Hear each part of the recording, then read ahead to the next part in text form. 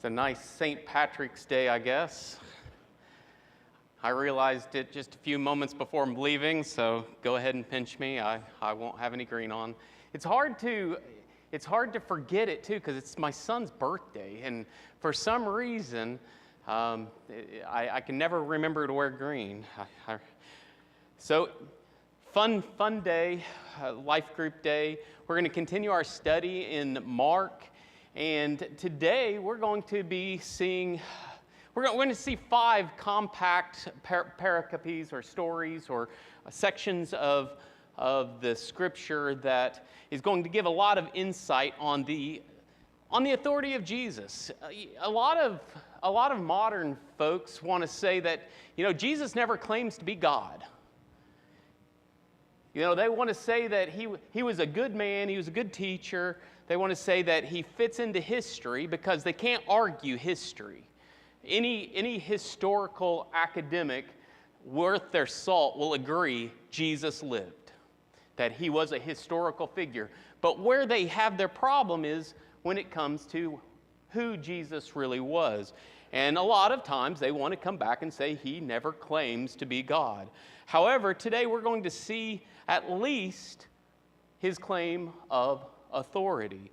And we're going to see that. And one of the things with a study like this where we're trying to get through so much in such little time, we're going to miss some of the stuff that I enjoy reading about and learning about. And so that's some of the nuances. When we talked about Mark, we saw that it's not really chronological. There's a lot of stuff thrown there that Mark is going to, he's going to categorize and he's going to bring to us. And it's not in some type of order based on the chronology of things, but it is maybe a theological order. And today, these things we're going to talk about in verses chapter 2 all the way through the 6th verse of chapter 3 is going to be in this idea of authority versus authorities. And it's very interesting because we're going to see these 5 in the first 12 verses. We're going to see Jesus is going to start with a healing. Then he's going to bring in a party of poor, bad company. When we talk about the tax collector, we're going to have these 2 ideas that Jesus is going to discuss on fasting and Sabbath.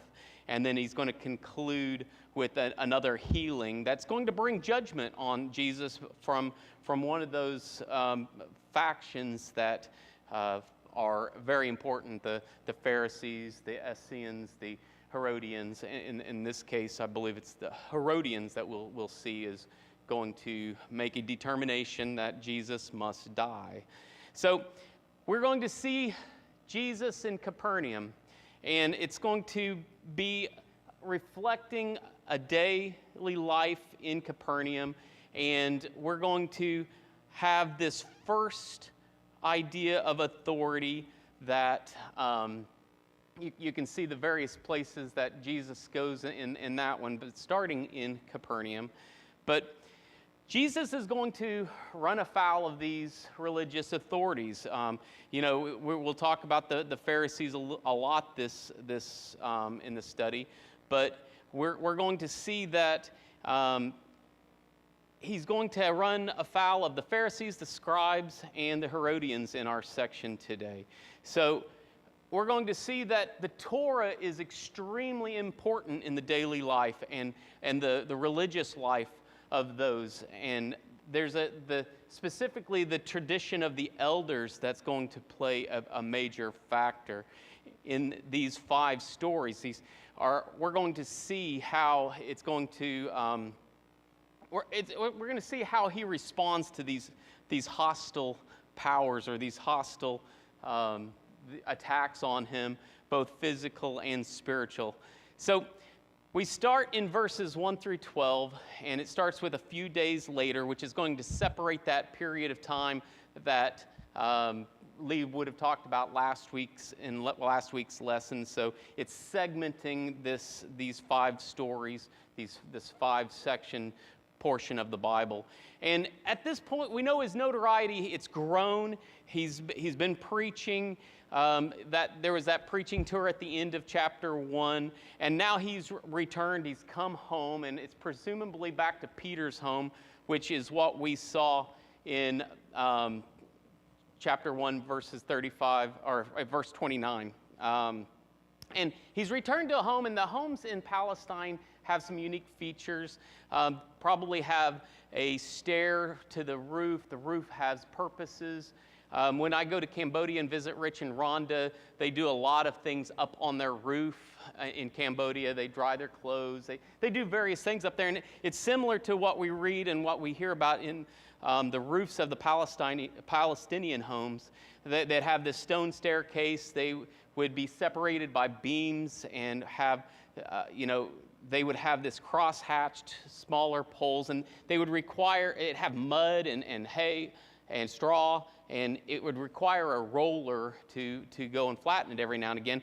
And the surface would be like mud, and you'll see the reference in verse 4 about digging through it. It'd be a level roof, and it functioned as a deck. You can read in Acts 10, verse 9, they would go up and pray. That's a place of solitude. But it's a place for fresh air, it's a place for laundry, it's a place to eat, and obviously to pray. And at this point, he's in the home, and a crowd has come. Now, crowds play a major role in Mark and in Jesus's time on earth. And one would think that a crowd would show, that the crowds don't necessarily mean what we would think it would mean. We're going to read about crowds nearly 40 times, all the way to chapter 10, and they're going to be audiences, but the main thing that they're going to be, that we're going to see, is they're a hindrance for people to get to Jesus. They might form audiences, and they might be an object of compassion for Jesus, but what we see more than anything, they're keeping other people from being able to get to Jesus. So his crowds are a hindrance. They constitute outsiders looking at Jesus more than they are the folks that are repenting, as described in the first chapter, verse 15. So the most common attribute of the crowds is they obstruct access to Jesus. And that's what they're doing here in this story. They have crowded the door, similar to what we read in chapter 1 when he was in Peter's house healing Peter's mother-in-law. So we have them blocking the door, and we are going to see some men that are going to want their friend to be healed, a paralytic. And crowds are going to be, you'll see the opposite side of it inside the house settings. By contrast, these house settings are times for special revelation, instruction. You can see that he gives special instruction to his disciples when they're inside these quarters. And the private Jesus explains things. The public Jesus and the crowds that will be talking in parables, as will be discussed next week. So the contrast between the house and the crowd illustrates a larger theme in Mark, and that is, just because you want to know him, just because you're enthusiastic, even if you're crowded in on him, it's not the same as having faith. And in some instances, as we see here, it may actually have a negative impact on what he is trying to accomplish with his journeys, with his teachings. So what attracts all these crowds to Jesus? Is it just a spectacle? Well, Mark's going to offer that it's the Word. He preached the Word. He's going to say it simply in verse 2. It's the Word, by which he means the message of the gospel of God, as we read in chapter 1. So his preaching and what he's teaching is what is drawing the crowds. They want to hear the words of God.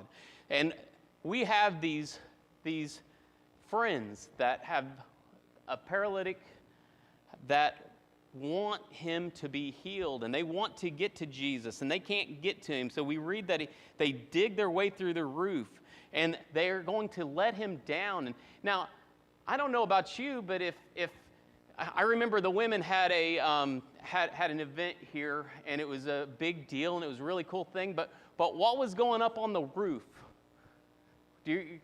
I heard it in the video. You could hear the roofers up there just going to town. I don't know if it interrupted their event or not, but I heard it. How horrible would it have been if one of those guys had just fallen right through, right in the middle of their event? Well, it would have been distracting. It would not have added to the message that was being given that morning. This is the same kind of thing. So one might think that a speaker would be offended, but Jesus isn't offended by the roof removers, and they're digging through it. It's not just like, oh, here.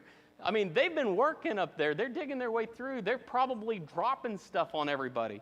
And Jesus' reaction is not of offense.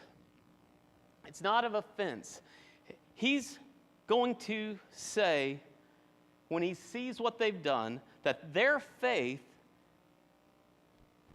is what's going to save the paralytic. Son, your sins are forgiven. Now there's a lot going on there.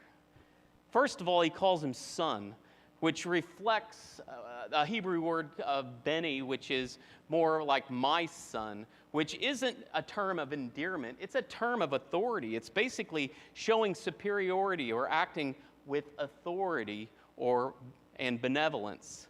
So my son isn't necessarily a term of endearment. It's more of a term of authority. And that's the first interesting thing about how he handles this. He's going to mention faith. It's their faith, he said. Now, their faith. Now, was it their belief? What was it about their faith? How does he know what their faith is even? He's Jesus, he knows, but how does everybody else know what the faith is? They went to significant lengths to make sure their friend went before Jesus. We don't know anything about those friends, except they took some serious action to circumvent that crowd that was keeping them from being able to get to Jesus. They removed a roof to ensure that they got to Jesus with their friend. Faith is not just knowledge, but it is action. You must be actively trusting Jesus.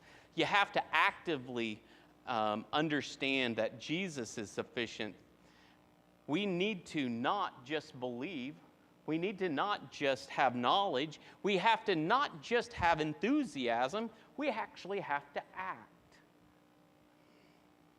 So in verses 6 through 7, the paralytic has not been brought because he believed his sins needed forgiving, but because he wanted his paralysis healed. What does Jesus do? Well, he's going to forgive him of his sins. On hearing of this, we're going to see it shift to the scribes. Now, what are the scribes thinking? Now, the scribes they're the academics. They're the PhDs. They're like the lawyers. What was that laugh for? Have you ever wondered where you'd be in this scene? I have. I don't always think that I'd be in the right side, so I hope that being able to see the whole picture and not just where they were at that time would change where I would be. But yeah, I appreciate the scribes. They're not liking what they're hearing. Why? Because who can forgive sins?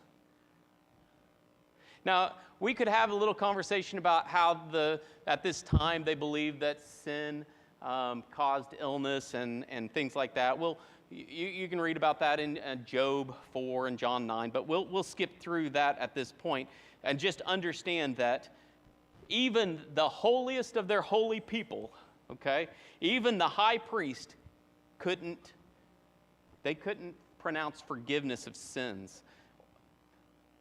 Their Jewish healers seldom, the Jewish healers did not forgive sins in their healings, if you go back into the Old Testament. Apart from the act of absolution on the Day of Atonement, not even the chief priest could forgive sins or even promise anything like that. Not individually, not as a group. There was only one that could forgive sins. Who can forgive sins but God alone, responds the scribes. And they're right. Only God can forgive sins. Indeed, not even the Messiah. Now, we've talked about what the Messiah picture was. And you have to recognize that there was a lot about what the Messiah was going to be that was out there, and that they recognized the word. They understood what was coming in their way, in their culture, in their context. They didn't understand what Jesus was going to be, but they sure knew what the Messiah was going to be. And one thing that the Messiah didn't have the power to do was forgive sins, or at least we don't read it in any of the descriptions. We mentioned the apocryphal work, the Psalm of Solomon, last time I was here. And again, this isn't canon, but it is showing historically and contextually what people thought about stuff. It's sort of like reading our history books. I mean, there's nothing canonical about our history books, but we still can look and learn something from them. Same way with this, and this gives a really good description of what they believed the Messiah was going to be. And we see lists of him overcoming demons, ushering in a perfect government, judging the godless. He's going to be righteous. He's going to be sinless. But you don't read in the list that he can forgive sins. And one commentarian says, there is no place known to us in which the Messiah has the authority to pronounce forgiveness of sins from his own power. Forgiveness of sins remains everywhere the exclusive right of God. So it's important to understand that when we sin, it's not against these folks. It's always against God. Think about David. When David, when he committed adultery with Bathsheba, how many... When you think about that scene, how many commandments did David actually break? 3, 4?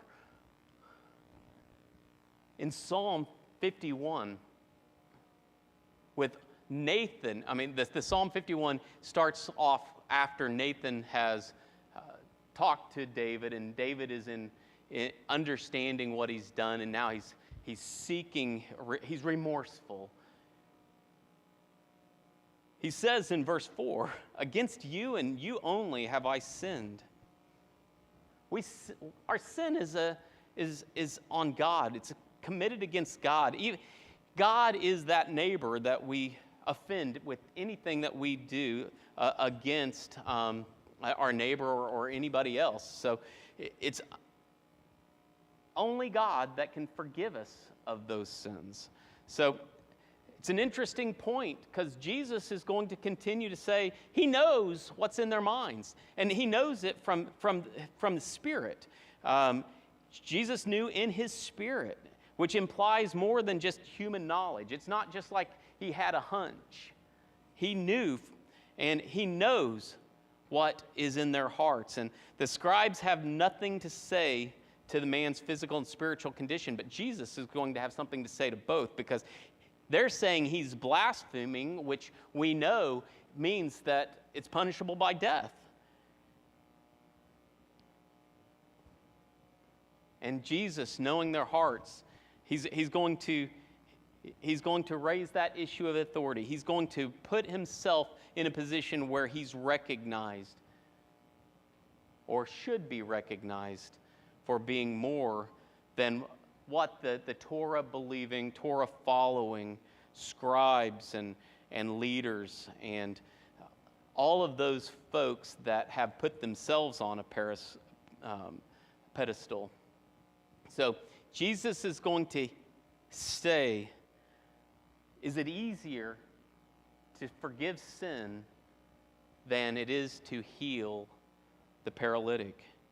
And it's going to show something very important. Now, we're going to read right here about the Son of Man a little, and we're going to get into that quite a bit in a second. But the word that is important when we start talking about the Son of Man and this authority that I'm talking about is exousia.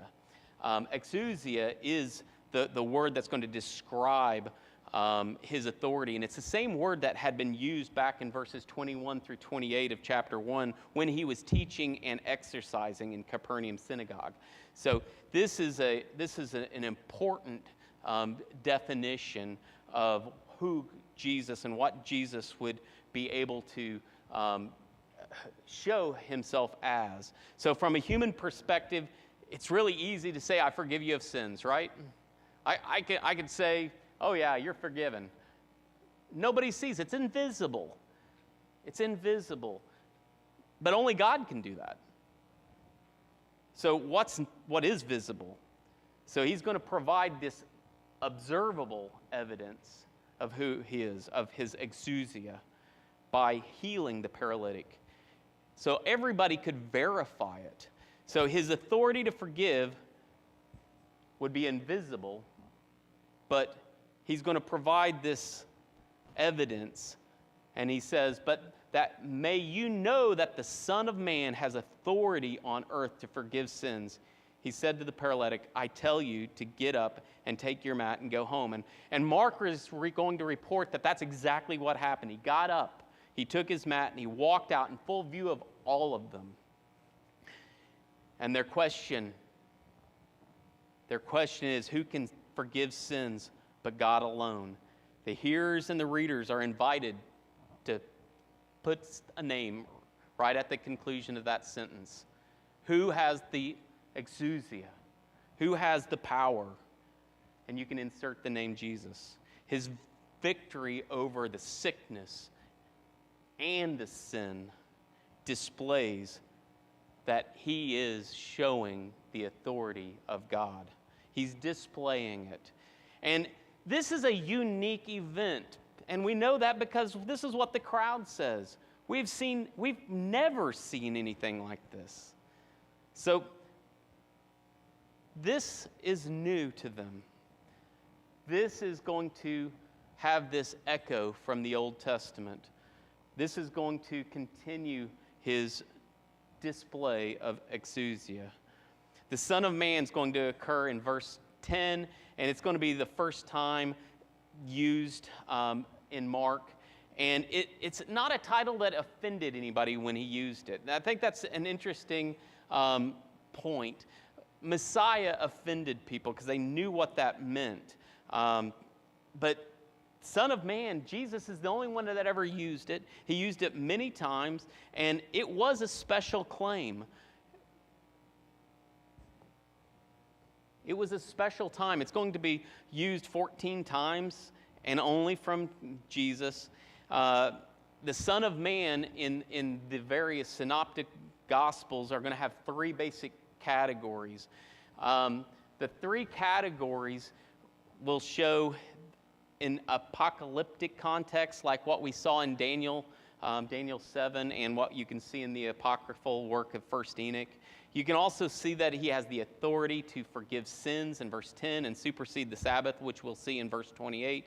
And then the most common usage throughout Mark especially is his suffering. 9 times in Mark we're going to see it used in reference to Jesus' suffering. So each of these categories display a divine attribute. The Son of Man is going to depict Jesus' authority over sin, over physical, spiritual, all of these things. The Son of Man, referencing back to Daniel 7, that apocalyptic, if you remember, there before me was one like a son of man. He was given authority, exousia, gloria and sovereign power. So this idea of the Son of Man is a new idea at this point in Mark. It's not an offensive term. It definitely is going to come to be known as a person with a divine authority. And those divine authorities will be categorized in the 3 different ways that it's used.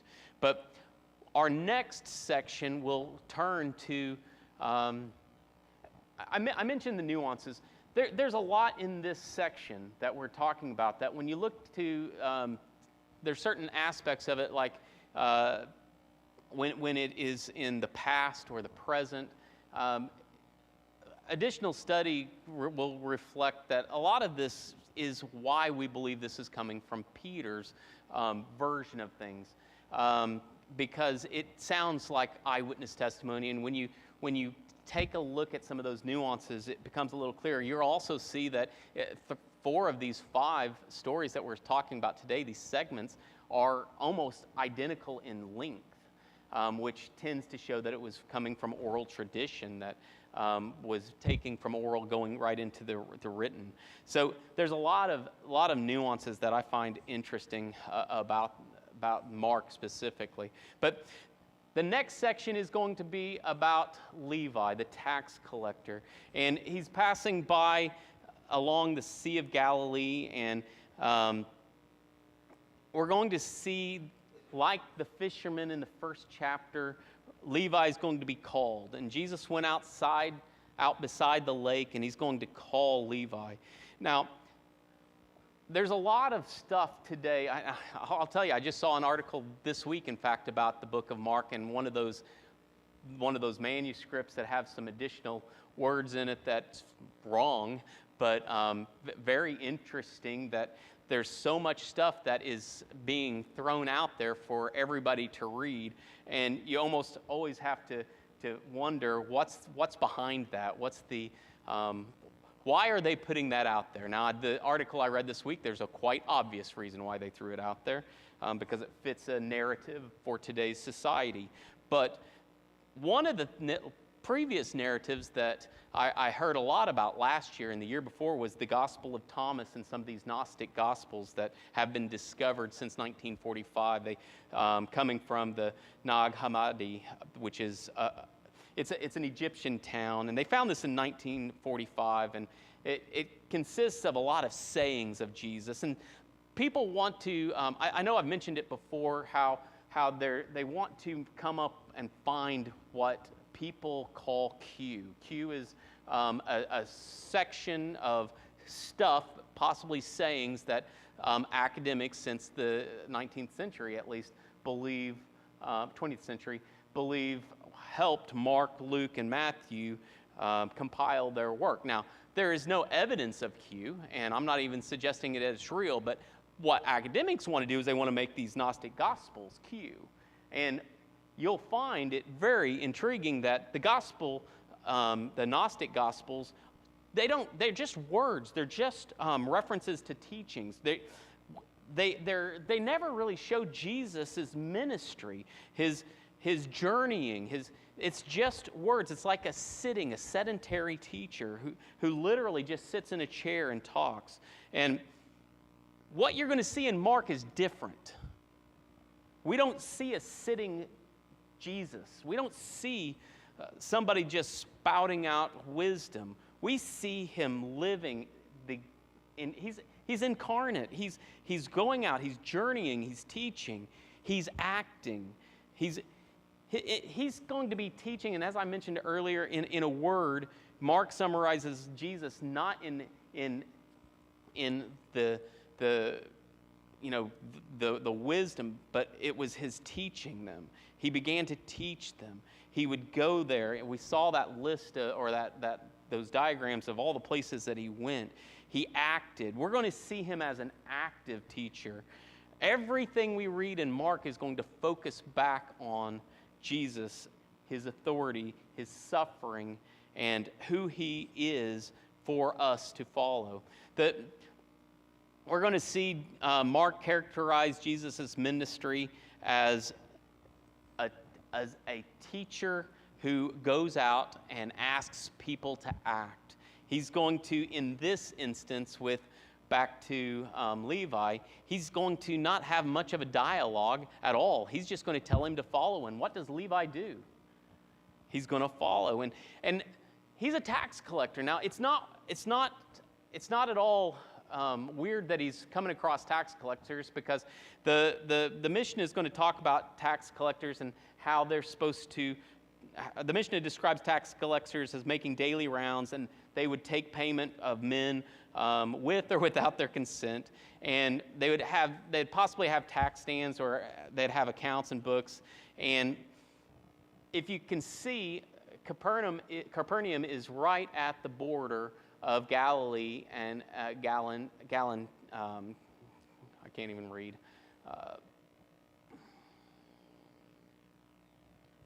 What's it say? Galantis. Yeah, Galantis. So he's right at the border, and this is, even though the Roman tax system's complex and varied, it's still going to be such where the Romans, they collect on the land and the poll taxes, but they would hire or they would take bids for contractors to basically take everything else, the transported goods. The local collectors, if you'd pass through a border, the local collectors would take a tax. They'd take a tax on the things that you had. And these were not good people. Levi's profit would come from whatever they could take beyond what the Romans wanted. And they didn't care how much. It's sort of like title insurance. Title insurance doesn't have any kind of, nobody gets to tell you what title insurance is going to cost. Whatever you charge, and you pay your underwriter, and you get to keep the rest. And I see you back there. Yeah, I was a title insurer for a while. You take, and you take is what the tax collectors would do. And the Mishnah and the Talmud is going to say some scathing things about these folks. Jews that collected tax, they were going to be disqualified from being a witness in court. They were expelled from the synagogue. They were a disgrace to the family.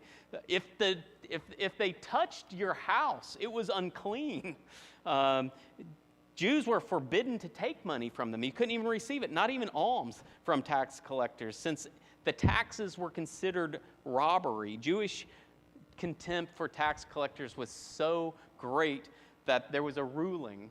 That you could lie to a tax collector. Lying's okay if it's to a tax collector. You could lie with impunity. Whatever you had to do. So this is a category of person that, I'm sure you can understand, caused some heartache for folks that saw Jesus, wanting him to follow him. Understandably, the call of Levi causes great consternation in the eyes of the fellow Jews, bringing Jesus again into contact with some unclean persons. Rather than stopping with Levi, we can see that the offense is going to grow, because he's not just going to have him follow me. It's not just that he's going to associate with him. He's going to go dine with him. Jesus is going to join Levi for dinner at his house with many tax collectors and sinners. And that sinner word is so important there, because when you read sinner in this context, you don't just think like all of us where we make mistakes and we seek forgiveness. Sinner in this context means wicked. It means wicked. Not just an occasional transgressor, but somebody that's living completely outside of the Torah. Fundamentally outside of the Torah. If you lived within the Torah, you were deserving, you were righteous. But if you were not, you were in an alien class. You didn't even belong here. And that's what sinners and tax collectors were. They were in this alien class, the wicked. Now, English translations don't really show what it meant to dine. When you read this, having dinner, it's really talking about reclining in this posture, this customary posture at feasts. So he's going to dine with, but he's reclining. And this word that's used here, having dinner, occurs only 4 times in Mark, and it's always either reclining with sinners or with some type of illness, some type of malady. So when we saw the Torah, when we read about the Jewish dietary laws, eating with the wicked, having contact with Gentiles, especially in this kind of intimate dining situation, this reclining, is going to be a disrespect of Jewish law and the dietary laws, because it's included. You can't do this. He's disrespecting some of the essential Jewish boundaries. And this is going to be a great offense to the scribes. The scandal in this story is going to be, it's not just going to require some type of moral repentance, or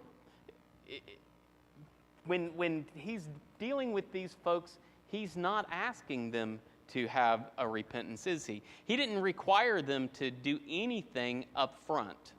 He went and dined with them.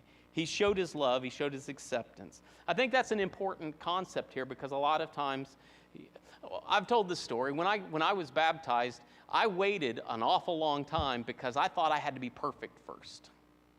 I don't know why I had that impression, but for me to come into contact with my Christ, to seek his forgiveness, well, I needed to be as pure as I could be.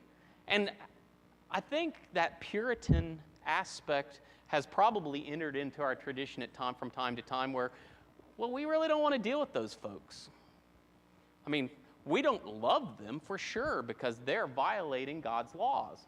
That's not the way Jesus acts. Now, he's not condoning. We're not going to see that he's going to say, Levi, you keep doing whatever you're doing. We don't see that, but we do see that he loved them.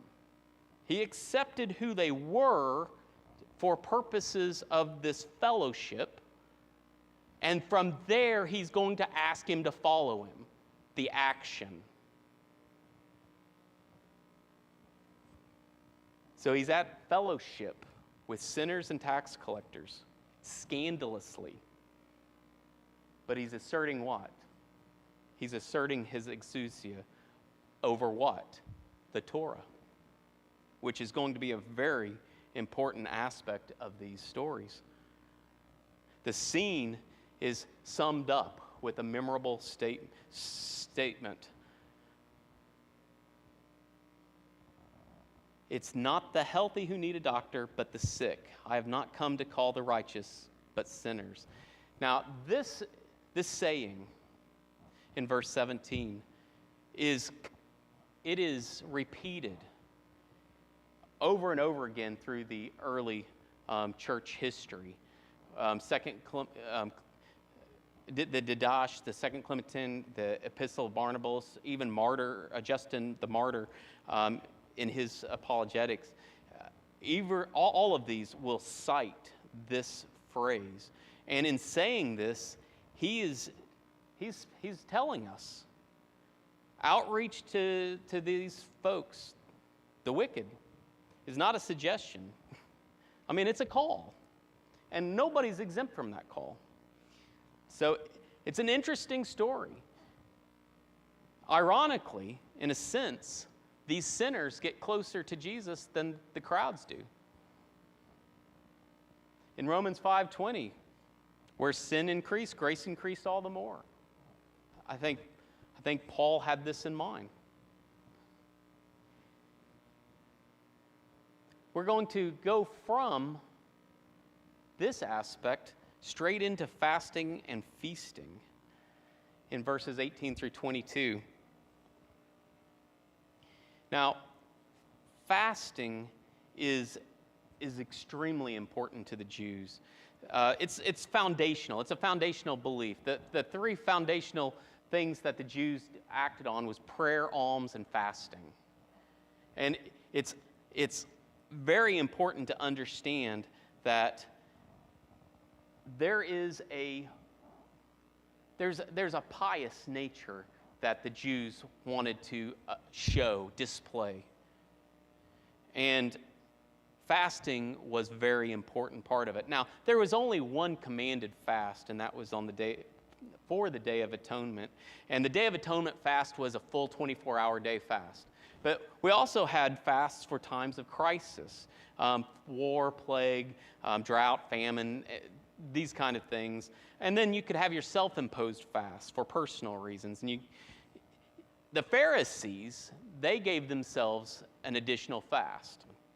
The Pharisees would fast on Mondays and Thursdays typically. It wasn't required, but they did. The only required one was on the Day of Atonement. They saw this as an affliction of the soul. The rabbis often referred to fasting as an affliction of the soul, designating it as some kind of sacrificial act of piety, some of that ascetic nature that we'll see come out in the future Christian traditions. And there's a question that's going to be asked. How is it that John's disciples and the disciples of the Pharisees are fasting, but yours are not? And there's an insinuation here. We might miss the nuance of this insinuation. The insinuation is, hey, if you want to be taken seriously, you're going to have to do the stuff that the religious folks do. You got to act like the religious folks. You got to let everybody see you're religious. And you do that by fasting. And Jesus he's going to take it completely the opposite direction. Against this whole idea of piety, against this whole idea of asceticness, he's going to bring in a picture of a wedding feast. A wedding celebration in the Jewish village was a big deal. When I go to Cambodia, they'll shut down roads so that they can take the section of this area and have a wedding. And it's done for days.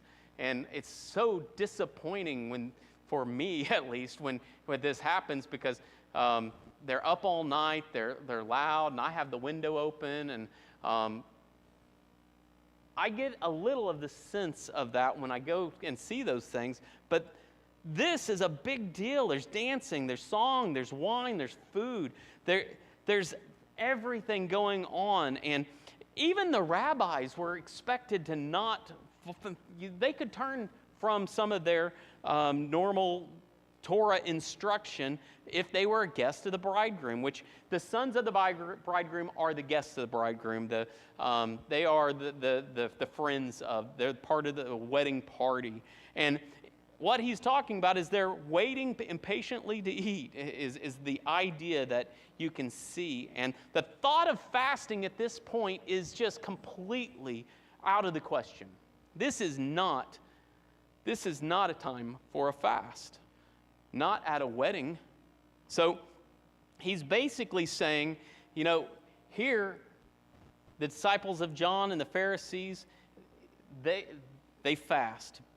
But while the bridegroom is here, there's no reason to fast.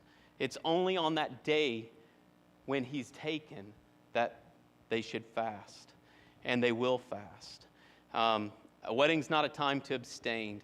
So this wedding imagery, you have to understand, is very provocative. It's not something that you see in the Old Testament. And you only see it a few times in the New Testament, really. And it progresses through the years. But in the Old Testament, Israel's considered the husband and the lover of them. That's the Messiah, remember. So the nuptial imagery that increases in later Judaism shows this a divine association. The bridegroom imagery in Mark is not the Messiah. It is the Christology of Mark, is Jesus is the Son of God. It is Son of God, not Messiah. And we remember that's what was said at the baptism. We're going to see that he's endowed with God's Spirit. He's divine, he's empowered. He has this exousia, his divine authority. He defeats demonic powers, and he forgives sins. So the bridegroom's going to be taken from them, which is an allusion to the coming trial and crucifixion. I'm going to go further, so you can stop ringing the bell. He's Lord of the Sabbath. Okay, we'll stop and we'll go from there next time. I'm going to have somebody talk next week, because I'll be out of town again. But I really want to go back and hit some of this stuff. So we may, before we get to calming the storm, which is what I was expecting to talk about next time, we might come back and hit Lord of the Sabbath and some of the things here, because it's just too much to do So thank you for your attention. Thank you for smiling and putting up with my rambling. Thank you.